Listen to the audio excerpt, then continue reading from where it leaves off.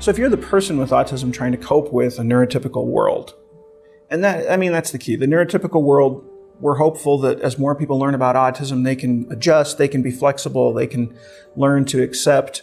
But the person with autism, the autistic person, is also going to need coping skills to deal with that neurotypical world. Just as if you are that anthropologist in a foreign culture, you can't just expect everybody there to speak your language. You can't just expect everybody there to cater to your food needs. But you can make requests. And so learning to make those requests is the first coping skill, to be able to advocate. And yet before you can self-advocate, you need to be accepting of your role as that foreigner in the culture. You need to be accepting of the autism. And before you can do that, you need to be self-aware.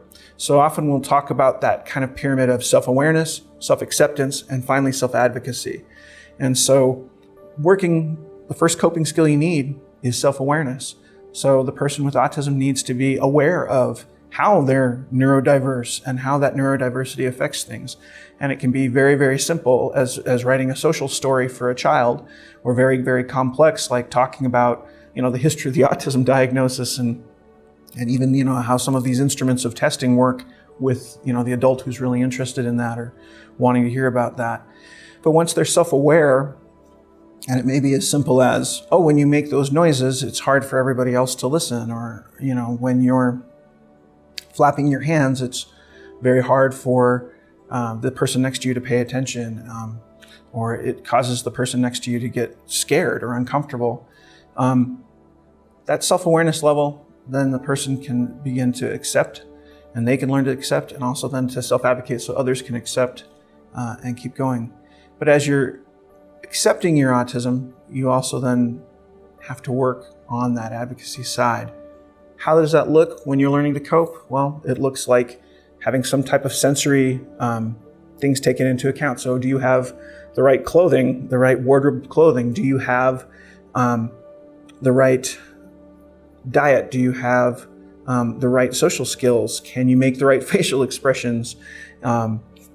So it goes from different levels, from very, very simple ones of trying to deal with, the sensory and getting the sensory out of the way, all the way up to very abstract skills, like how to relate to somebody else and hold a conversation.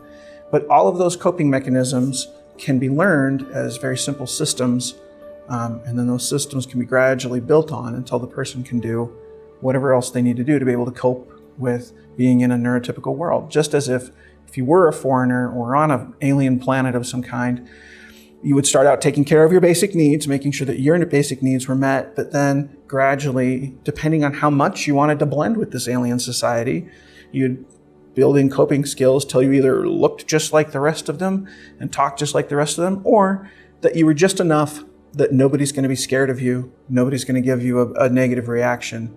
And it's finding that balance for each person as to what's that going to be. How much is the society going to need to bend, and how much can the person bend at this point in their development? And, finding that balance and living that.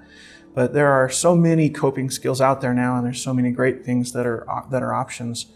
Take care of the sensory, and then just build in whatever that unique person needs to be able to bridge those gaps.